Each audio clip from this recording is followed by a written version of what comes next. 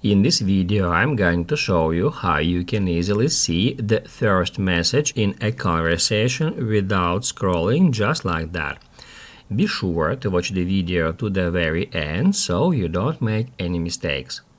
Let's get started, guys, and first off, open up Instagram app, and once the app is loaded, tap right here to head over to your chats.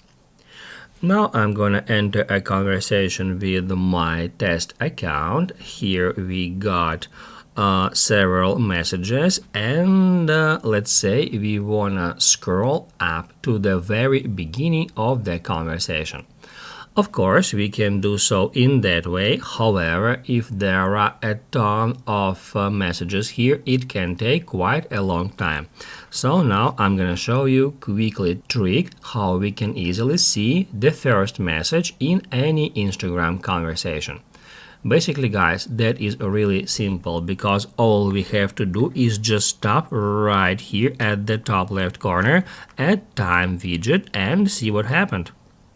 It will immediately bring us to the very beginning of a conversation. We can do so in the same way with any conversations, just like that. If this video helped you out, don't forget to hit the like button.